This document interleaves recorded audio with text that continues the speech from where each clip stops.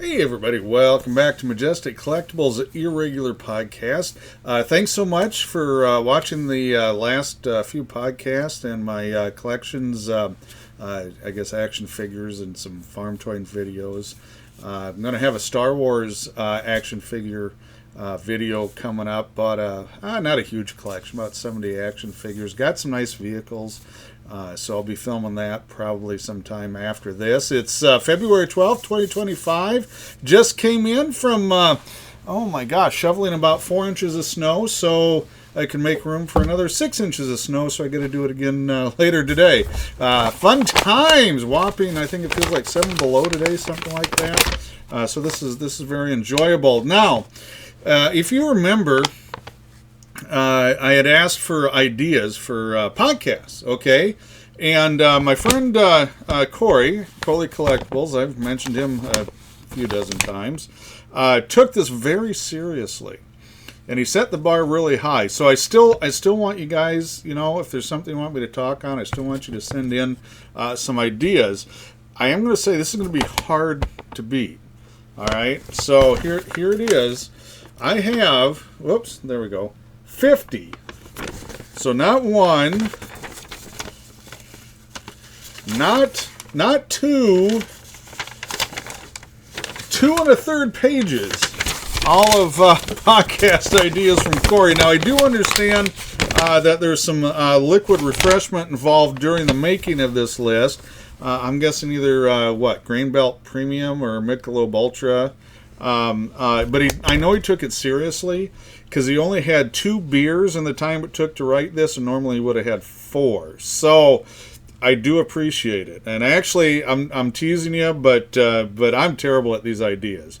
Why anybody'd want to listen to me talk about anything completely baffles me. But I'm not going to do them all today, obviously. But I do have to give a shout out to Corey for coming up with that. There's nothing really super duper timely here, but there is one I'm going to start off. It's halfway down the first page here, and it says dig into the current state of AI on eBay, and that's the topic I'm going to pick today. And I've got to finish kind of. I don't know if editing the list is correct, but I want to look through the list. I may combine a couple topics here, so I don't think I'm going to get 50 different podcasts. So don't panic if you're a hater, okay? Just saying, you probably won't get that much out of me out of this list. Many sellers don't care for the wordy and flowery descriptions and the heavy inaccuracies.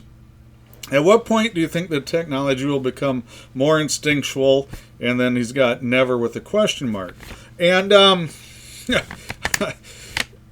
so, okay, you can see with the hair color, I'm not a young person, all right. I'm not Yoda yet, but you know, it's kind of getting there. I got to tell you, first of all, personally, I don't care. Okay, I think this whole AI thing is beyond overblown at any level for any item, and it turns into a self-fulfilling prophecy. In other words, you know, when the AI is looking to learn, it looks at itself, it looks at other AI, and you get this certain sameness. It gets homogenized, whatever word you want to call it. And what it does is it really cuts down on the diversity of things. And to use the AI in this setting, and I'm going to stick with eBay, but I think it probably applies to a lot of other areas. Is AI just lacks diversity. It lacks fresh ideas. You know, for a long time, everybody's talking about what's the new paradigm, which is just mindset. But it sounds cool, you know, when you're writing a business paper, you use paradigm. Anyway, got me through grad school. So paradigm, what you get is just a whole bunch of the same thing, and you don't get a lot of fresh ideas or out-of-the-box thinking. So, you know, to me, for AI to take this ginormous leap, this singularity, whatever word they're tossing out there, it's going to have to do a lot more than just regurgitate a bunch of stuff that it found through Google search. or Microsoft Edge or wherever it's pulling it, even its own database. I'm sorry, I don't see that. I don't see that truly happening anytime soon. Current state of AI on eBay specifically, I think is a ginormous waste of time.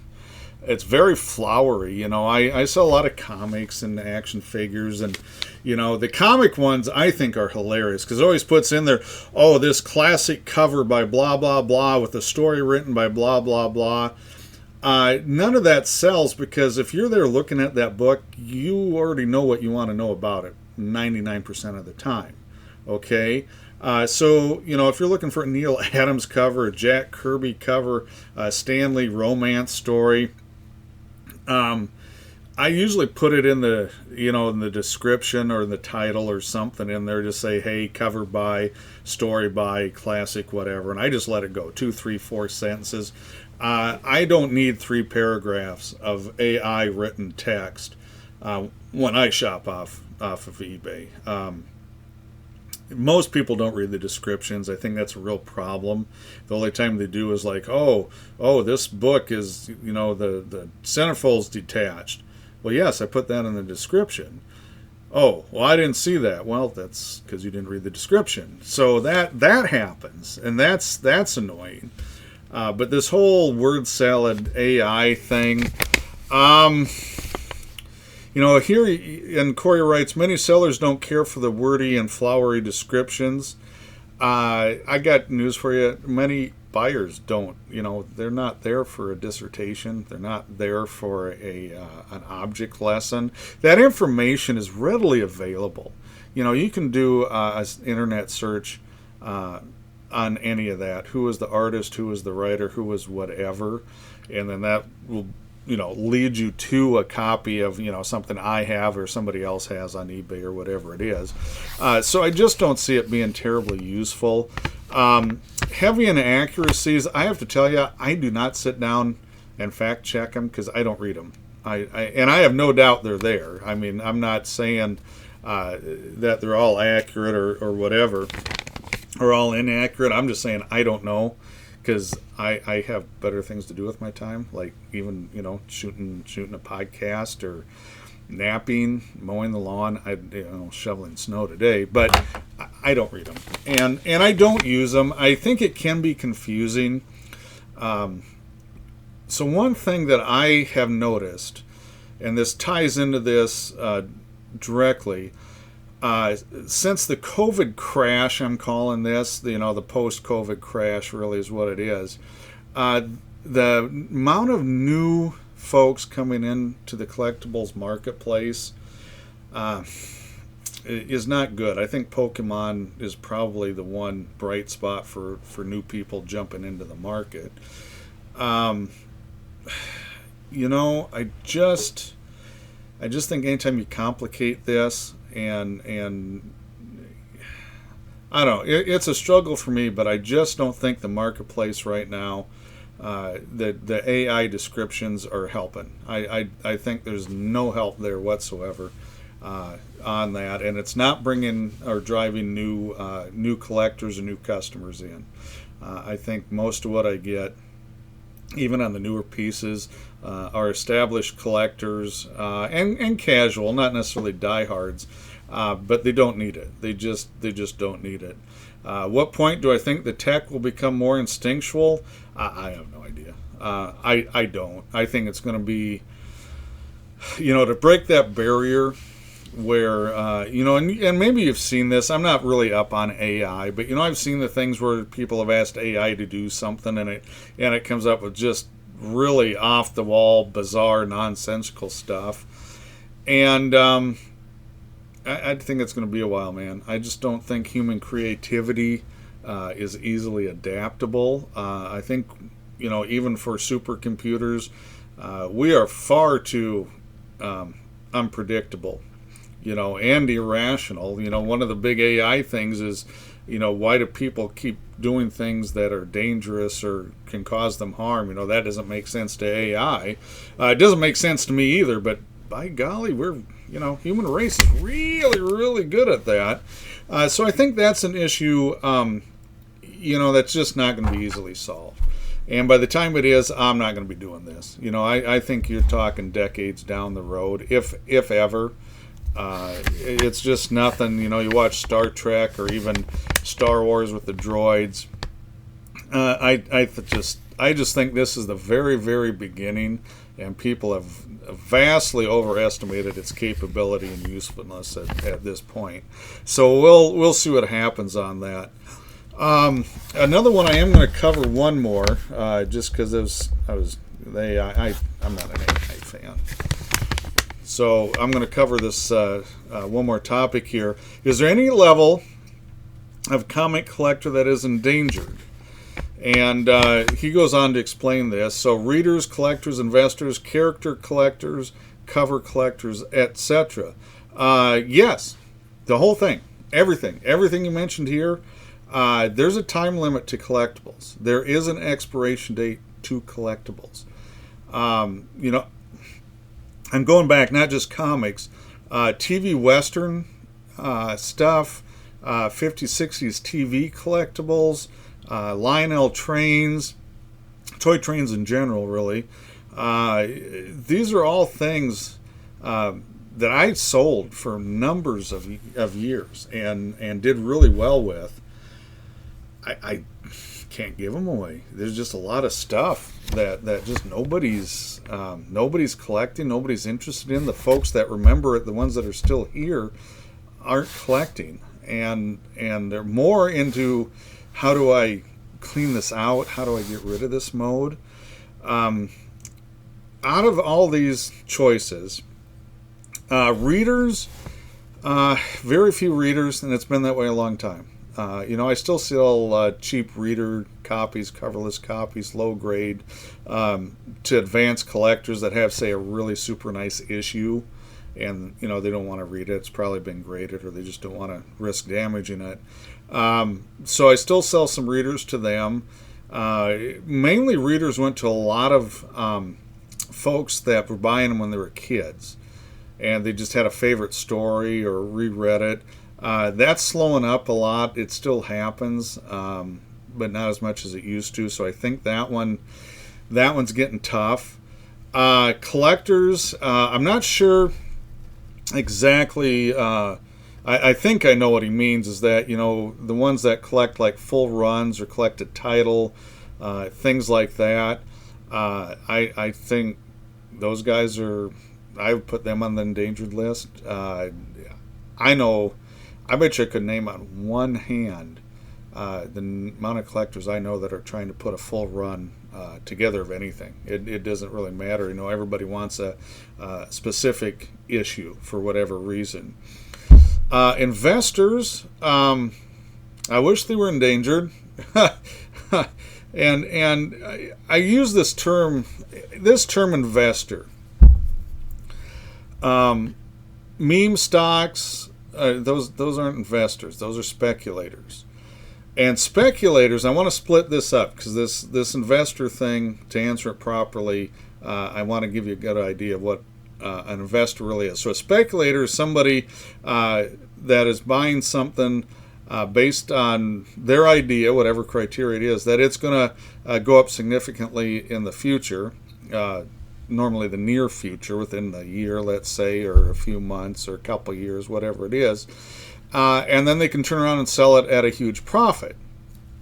Those guys come and go. It goes into a cycle. The trading cards that went up during COVID, comics that went up during COVID, non-sport trading cards had a huge boom on Marvel movie and TV cards there for a while. Those guys are gone. I mean... that's that point where, if you get in early, you can make some money and flip it pretty good. And the last person holding the bag, pretty much, there's no hope because they bought high and the market's crashed.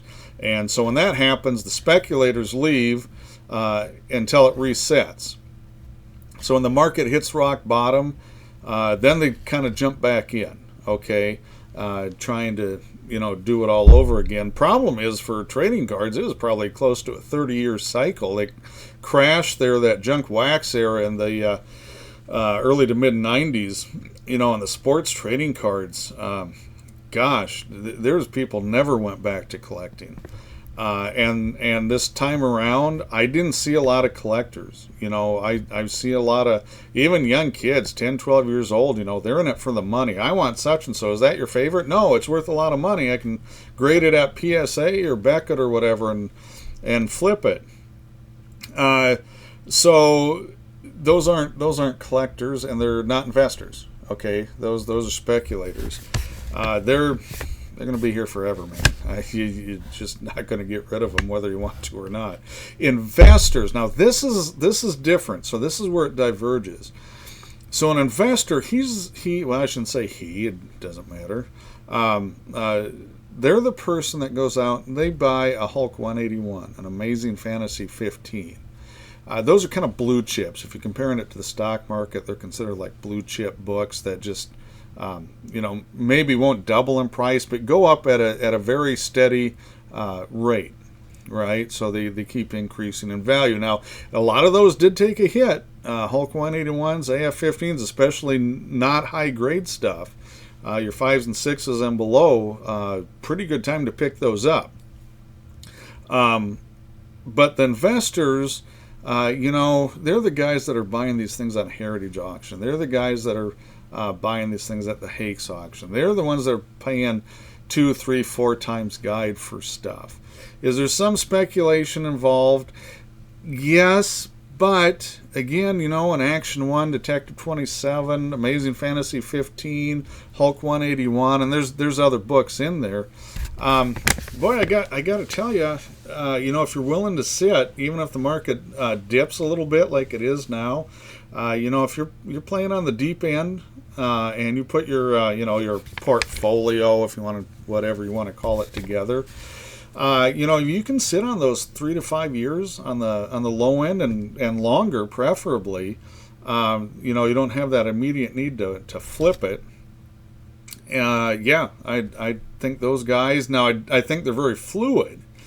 So, when the comic market is taking a kind of a dip right now, I think both the speculators and the quote-unquote investors have moved on probably to like Pokemon trading cards, certain sports trading cards, the one-on-one stuff, stuff like that.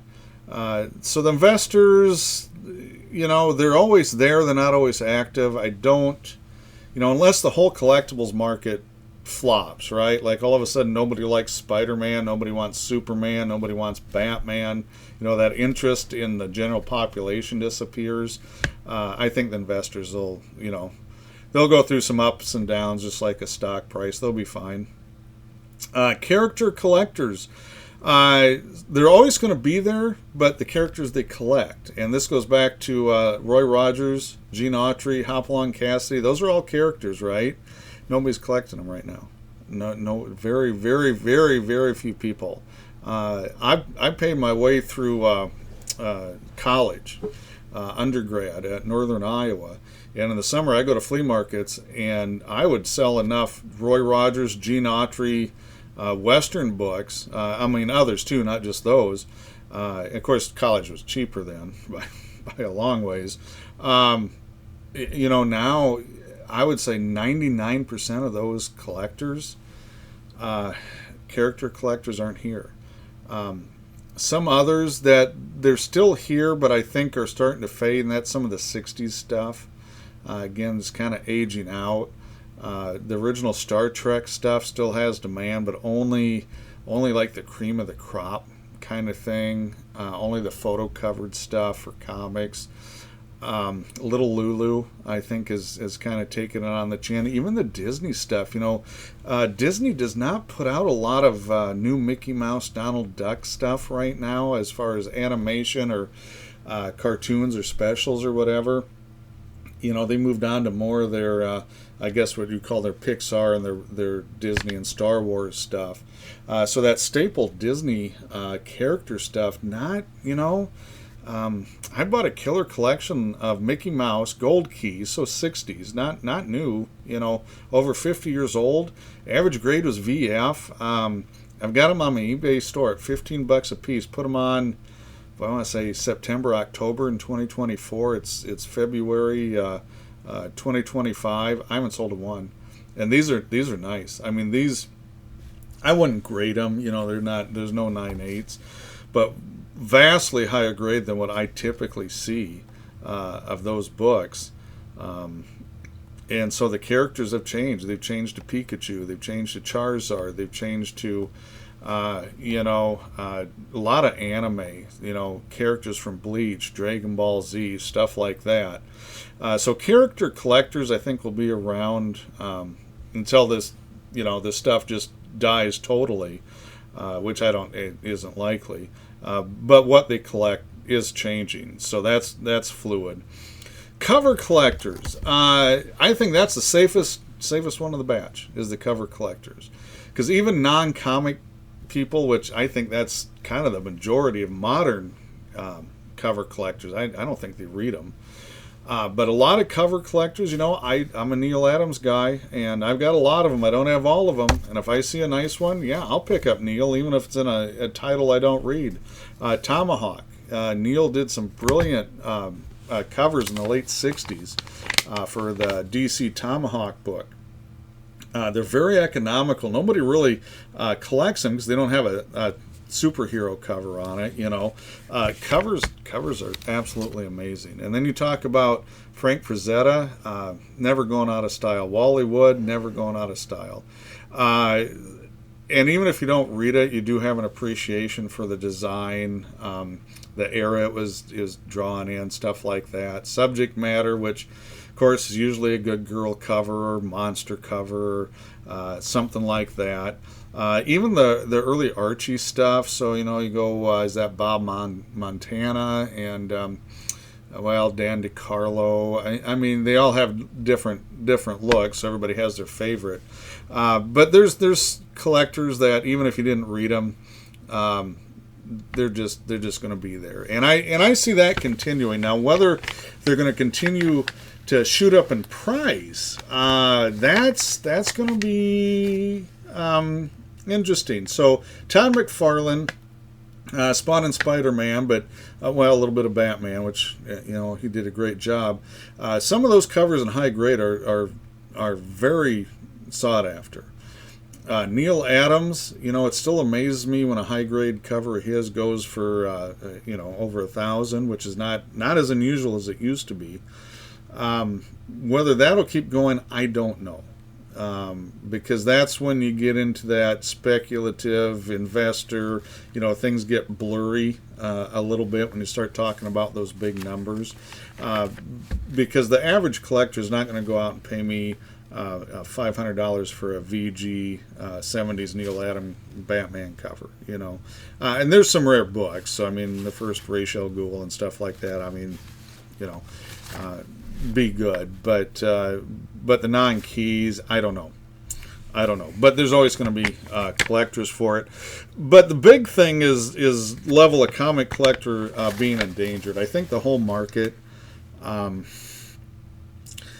Just the whole print stuff for the comics, because people aren't reading them, and they're putting out 5 to 50 covers a month for whatever issue number it is. I mean, they've got variants, and some of them are really good. I'm not saying that, but I think it's really tough to talk to most people into buying a $5 to $10 comic. They're not cheap anymore.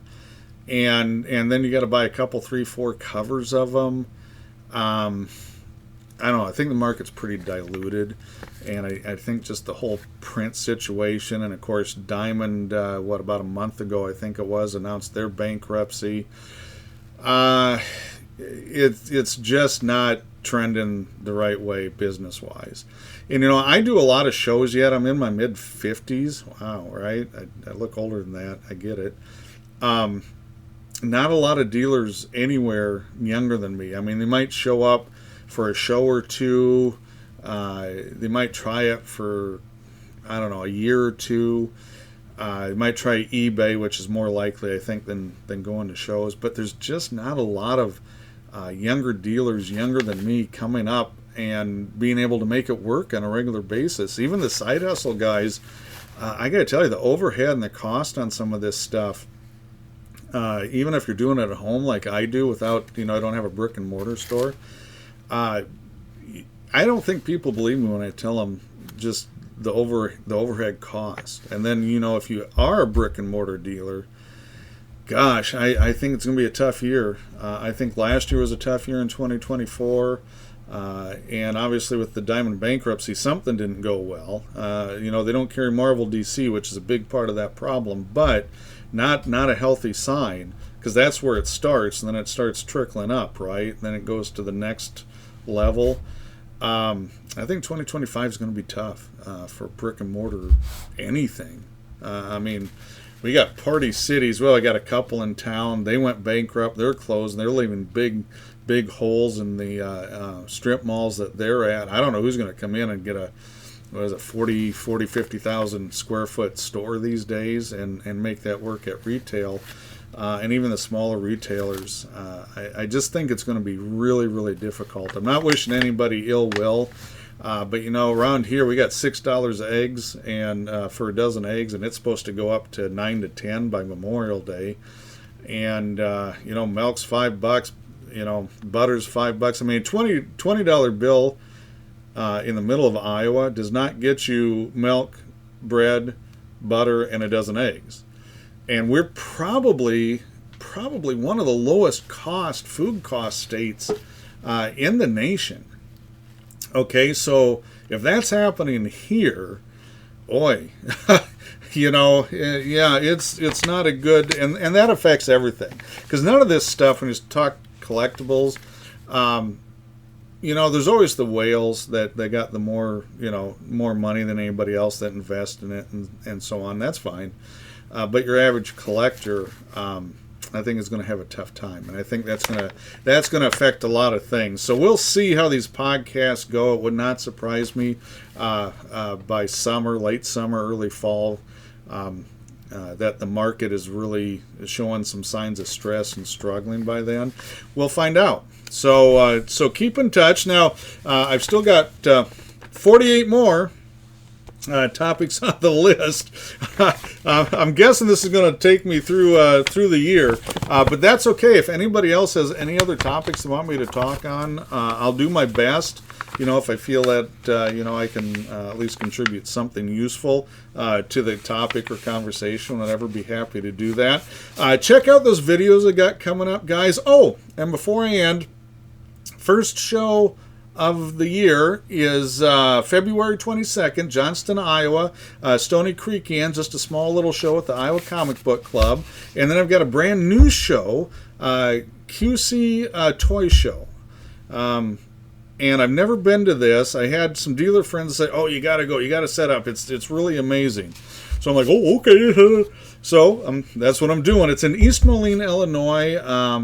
I believe it's 8th and 9th of March. I wasn't smart enough to actually bring that over, but you can see me there, first time ever. Stop by and say hi. I don't know if I've got anybody in the Quad Cities area that pays any attention to this stuff, but if you do, say hey, love to meet you. And then I'll be back in Des Moines, and that'll be March 28th and 29th, I think it is. And that's QuadCon Des Moines, so that'll be at Merle Hay Mall. I do have the flea markets lined up, Memorial Day, 4th of July, Labor Day, as usual. And I'm trying to maybe add a couple different shows. I'm going to try and get back to Sioux Falls. That's in April. It's the day before Easter, which, tough date. I got to see, what we're doing family-wise. It is kind of a family holiday. I made it to the first one last year in 2024. I've signed up for it. Still kind of on the fence. So if anybody's up in the area and say, hey, we need you to come up here, let me know. That might sway my decision a little bit, to be honest with you. And that's just kind of a rundown. You can check that out, Majestic Collectibles .com or Majestic Collectibles on Facebook, or if you type in Majestic Collectibles, you'll have to see my face somewhere down the line. And if I don't have gray hair, it's a really old link. I'd be surprised if it was still active. So that's it for now, guys. Appreciate it. Stay safe out there if you're up here during the storm right now, and thanks for watching.